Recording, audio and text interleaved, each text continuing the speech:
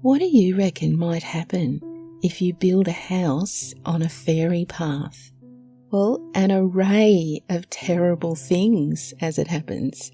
In 2014, a newspaper article shared the unsettling true story of a house in County Kerry, Ireland, which has had more than its fair share of tragedy. Publication of this article brought awareness of the dangers of living beside fairies to a worldwide audience. G'day, I'm Kitty. Welcome to Fairy Encounters. In today's video, I feature some incredible true newspaper articles about fairy activity, which are guaranteed to delight you. So snuggle in and relax, and I'll see you on the other side. All is not well in the cottage at the edge of the Nakarada bog. The simple home lies on the outskirts of this blink and you'll miss it village in West Island's County Kerry. During the last 2 decades, no fewer than 5 inhabitants of the tiny white public-owned building died suddenly in tragic and unusual circumstances. The unsettling events have tapped into a culture of legend and supernatural belief that continues to colour life here. In November 2013, neighbours found the body of Susan Dunn, 62, in one of the cottage's bedrooms. She had moved in 18 months earlier with her autistic teenage son, who stands accused of her murder. Patrick Dunn, 19, is being held in a Dublin mental hospital until his trial in April. Dunn's murder was the last straw. Villagers buttonholed Kerry County Councillor Robert Beasley during local election campaigns in May to say they wanted the county-owned house destroyed. Although Beasley says he raised the motion at council meetings, several factors have delayed a decision about the cottage's fate. Among them, no action can be taken until the county has arranged with Susan Dunn's family to remove her belongings, which remain in the house. But for all those who want the house levelled, there are also many who argue that the deaths were just a coincidence that doesn't justify the demolition of a perfectly good dwelling. Ireland's devastating financial collapse in 2008 and prolonged recession forced the local authorities to slash budgets. As a result, County Kerry has been slow to replenish its public housing stock. Waiting lists are long. Some would be happy to live with the cottage's bloody legacy as long as they have a roof over their heads, locals say. There's a lot of people who would love to have it, says Paddy Quilter, proprietor of Quilter's Pub in Lixnor. All this BS about knocking it down. Ugh. Quilter says he doesn't believe in ghosts. A clutch of locals drinking at the bar nod in agreement, but all are familiar with the host of legends, superstitions, and fairies that once populated late-night tales in rural Ireland, and that still have real-world implications for many people. In the old days, they called it Peashorg, Quilter says, a Gaelic term meaning superstition, voodoo, or anything suggesting a supernatural power at hand. There were a lot of peashorgs and ghosts before electricity came in, he said.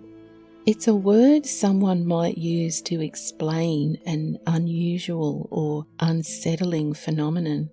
The mysterious deaths of 5 residents of a single cottage, for example.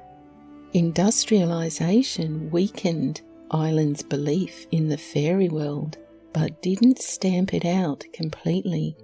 Many people adopt a better safe than sorry stance. Some farmers continue their forebears' habits of not ploughing certain parts of a field said to be favoured by fairies, while disavowing belief in the supernatural themselves. Even down to today, there's kind of a residual belief, and it's not articulated. It's not spoken about. Leave well enough alone is a phrase you sometimes hear people say. Sometimes it goes farther than that. In 1999, the National Roads Authority was notified that a proposed bypass in Western Ireland would destroy a hawthorn bush that played an important role in fairy military history. You read that correctly. Irish fairies are no Disney-fied pixies. They hold grudges. Destroying the bush could result in violent fairy retribution. Faulty brakes, mangled cars, death. The government rerouted the highway and built a protective fence around the bush as an offering to the spirits.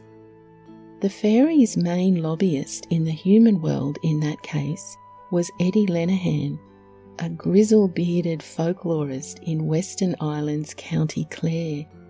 He began his career as a traditional storyteller when he was completing field research for a master's degree in linguistics, and found himself more interested in the stories old folks told than the accents they told them in. Lenihan says he's contacted almost weekly by people who want to placate fairies on their property or suss out their feelings about upcoming construction. His questions about the Lixnor cottage have nothing to do with council budgets or housing demand. Was the house built in a place where it shouldn't be, he wonders? Is there a fairy fort nearby? It might be built on a fairy path or a funeral path, which would be a problem, he adds. It'd be lunacy to be on one of those. According to the old people, if you're on a fairy path, you'll never have peace or luck in a house like that. No fairy paths are evident near the cottage today. The low-slung structure, abandoned for almost a year now, stands at the end of a dirt drive, blocked by a rusting gate. Overgrown hedges encircle the property, and as storm clouds closed in on a recent windy afternoon, the branches rustled with an insistent sound, like the footsteps of someone or something approaching. The house next door is for sale. It's no use telling the peasants of rural Ireland there's no such thing as fairies. Sure, they will say, and wasn't it the little people who stole young Michael Joseph from his pram and spirited him away? They have a simple logic that anything which cannot easily be explained must be attributed to fairies. It was the fairies who stole young Michael Joseph, the 18-month-old son of a County Mayo farmer of Ballinlabourne. So sure they are that it is all the work of the fairies that they will not search for him, for fear they should offend the little people. For with the fairies, retribution is swift, and whoever is unfortunate enough to find the child dead will himself be dead within a 12-month. If the child ever does return, they say, it will be as a stricken changeling, which the fairies have substituted for the healthy boy they spirited away. Even in 1945, these superstitions are still rampant. The peasants still believe implicitly in elves, gnomes, leprechauns, hobgoblins, and all kinds of witchery. Should the milk from the cows turn sour overnight, then it was the work of malicious neighbours who had turned the animals to graze in a field containing a fairy mount or fort. To protect a newborn babe from the whims of the good people, they still tie a quenched coal in the baby's dress, or place a tongs across his cot. The little people must not be annoyed on any account. Most farms have their fairy fields, which must not be touched by the plough, lest a fairy curse affects the ploughman or his family. With the growth of education and the development of radio, little of this fairy lore remains, but in the more remote parts of Ireland, it is still thought more logical to attribute anything which cannot easily be explained to the little people. If you're enjoying this video exploring real newspaper articles about fairies, please consider becoming a member of my channel. Members receive early access to videos and have their name appear at the end of every video. Just click on the join button to see how easy it is. Now, back to the video. The fairies dancing on the lawn in midnight rounds, little people in red and green with peaked hats and pointed shoes.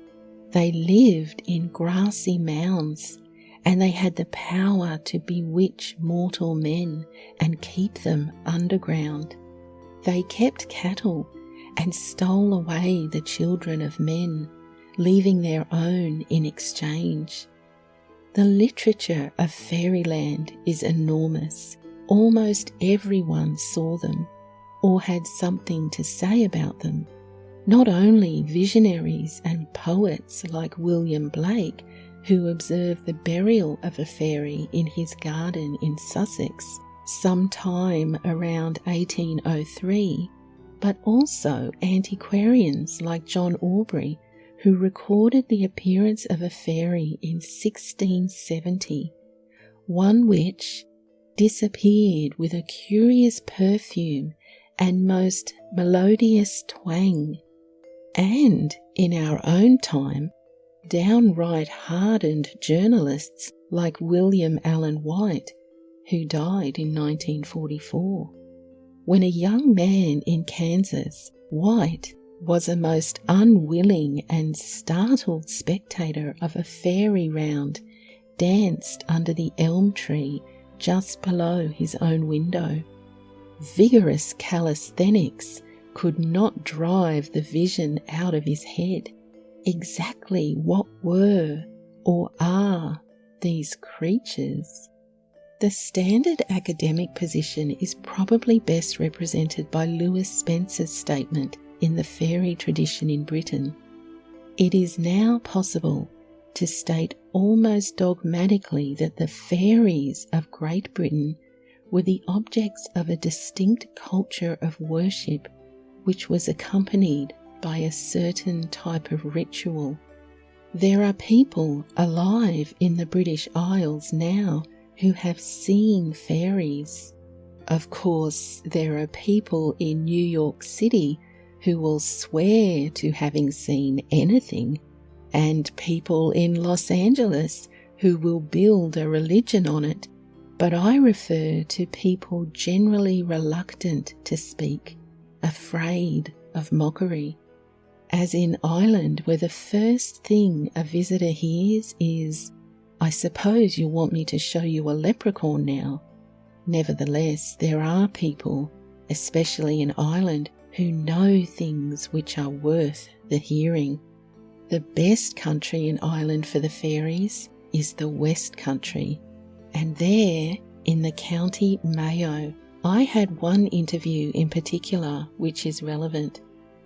I was hiking through rather out-of-the-way country in the vicinity of the River Moy estuary and got farther away from my base than I intended. I had expected to call my travelling companion to come and get me at a shrine I was investigating, but found there were no phones in the area. Some families had no electricity at all, so my walk became an extended one, and in my hour of need, the typical Irish hospitality came forward. A woman who found me resting by her gate asked me in to tea.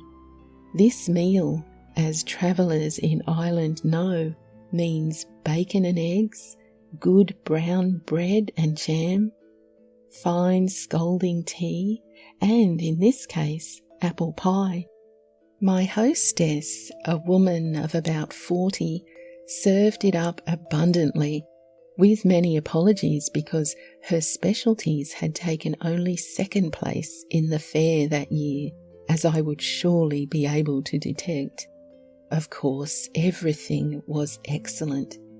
Through it all, her old mother watched me with eyes that sparkled and glinted like stars through a frosty night. I had been introduced to her, and she graciously acknowledged my presence, but had little to say. Her daughter, however, was a great conversationalist, and, glad of a break from her housework, we sat talking at a great rate. Before long, the subject turned to the supernatural. I spoke of my various studies around Ireland and how rich in antiquities the place was, as well as generous and hospitable to the visitor. Still, the old lady said nothing. No doubt, the daughter said, I found the people of the district a bit out of step and old-fashioned. Far from it, I said. They were the very sort I liked best. Sensible people who kept to the old ways and didn't fly after every fad. I noted the old lady listening attentively to this, so I went on, remarking that scholars nowadays did not laugh at the old beliefs and customs, but thought them significant and valuable. The old-timers knew their business well, and it was always a mistake to think otherwise. The talk then turned to the little people. Ah, well, the daughter said, maybe there were such creatures once, but perhaps they've all died out. At that, the old lady leaned forward and entered the conversation with a fine, strong voice. And maybe what was once could still be, she said. And since you have shown such interest in these things, sir, I'll tell you what I saw with my own eyes. With that, she told me of an incident in her childhood when she was cutting turf with her brother. During their break for lunch, because she was anxious to get the work done so that she could go to a dance, she left her brother and went back to the cutting. There, she said, she found a little man sitting, dressed in green with a red pointed hat. With all her might, she called for her brother, but he didn't come. At last, she thought she heard him and, distracted, looked away for an instant, and when she looked back, the man was gone. "Oh, why didn't you come?"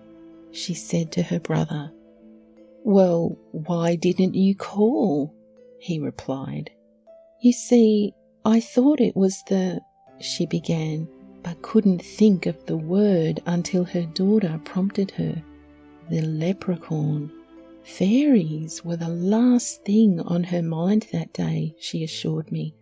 She was all on fire to go to the dance that night. I thought it interesting that of all the lore which the family had gathered over the years, and it was all brought out before me, once the dam had broken, this was the only fairy story. There were anecdotes of precognition, boding dreams, queer places, and even a few ghosts, but only the one fairy story. The lady who told it to me was alert and sensible. There was not a hint of the visionary about her. Her whole manner inspired confidence. Yet, what did she see? Are there in fact little people still in those mounds? Whatever it was, I, for one, am not prepared to call these people liars. How many other people in Britain or Kansas are sitting resolutely on experiences of a similar nature, preferring to say nothing rather than to tell the truth and be thought a fool? We can hardly blame them for that, but the serious researcher must never be afraid to be thought a fool. Fairies still play a prominent part in the life and belief of the Irish people. It is lucky to spill milk, a servant assured her mistress when she dropped a jugful. Them little people will be happy with the sup you're leaving them, she added. It was the same servant, said a writer of the Grand magazine, who said that the good folk were very dainty in their habits and would not touch anything that was soiled or dirty.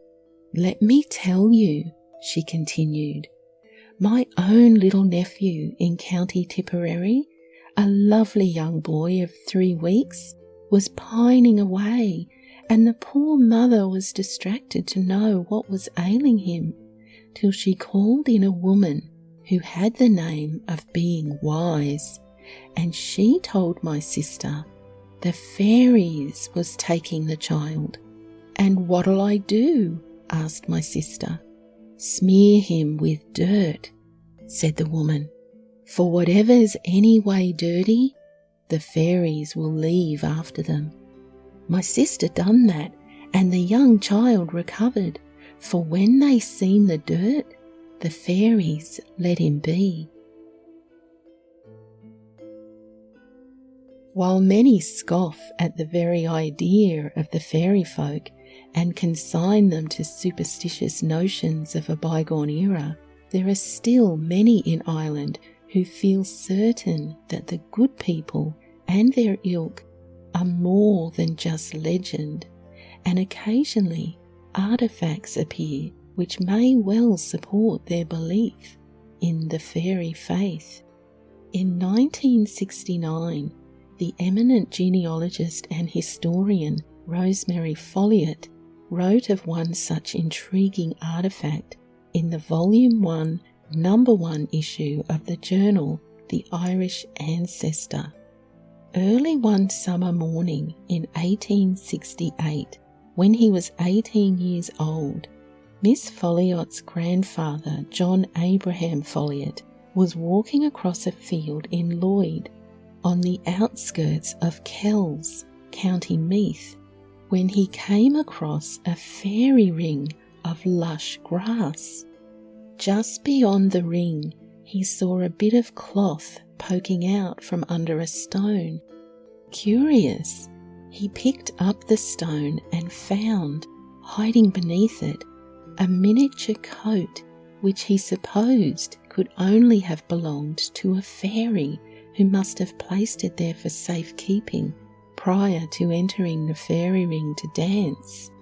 Despite dire warnings from the locals to whom he showed the coat that bad luck was certain to follow should he not return the coat back to the place in which he had found it, John Folliott kept the coat, and when years later he had the coat examined by one of Dublin's foremost master tailors, the astonished tailor concluded, "That coat, sir, was not made by mortal man.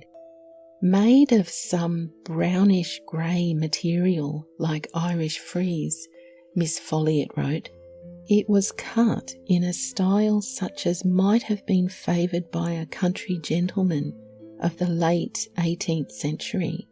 In length from collar to hem, it was 6.5 inches, with abnormally long sleeves, 5 inches outside and 3.25 inches inside, although the width across the shoulders was absurdly narrow, a bare 1.75 inches.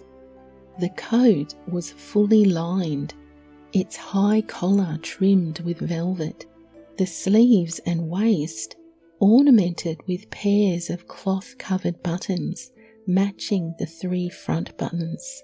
The coat had obviously seen hard wear. The velvet collar was greased and shiny.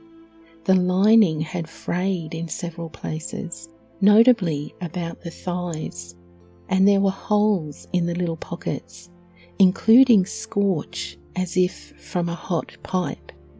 Various people interested in such phenomena have seen the coat, she said, and even the most sceptical have had to admit that the shoulders are too narrow to fit any known type of monkey, and that the rubbing on the garment is only consistent with it having been worn by a live being who walked upright and whose movements and habits resembled those of a human. While it would be of immense value to subject the coat to the modern scientific scrutiny, unfortunately its whereabouts are currently unknown. As Miss Folliot states in her 1969 article about the coat, "All my life I have seen and handled the little coat, and as she was a collector of antiques, it is probable that she inherited the little coat and preserved it as a treasured part of her collection up until her sudden death at age 73, while tending her garden at her home in the English Midlands. Whether the curious little coat was donated to a museum, bequeathed or sold with the remainder of her estate is unknown, and then, of course, it may have been spirited away with the fairies." That was a real mixed bag, wasn't it? I hope you enjoyed it. I'm on the fence with the last story about the fairy clothing there. What do you think about it? It's interesting, though, how thorough the article was. They really gave the subject room to breathe, didn't they? I'd love to see more articles about fairy activity in the media today. And if you'd like to see more videos of true sightings and encounters, be sure to hit that subscribe button and ding the little bell to be sure that you don't miss any future videos. Thanks for being with me today. I really appreciate it. Until next time, stay curious and be kind. Cheerio!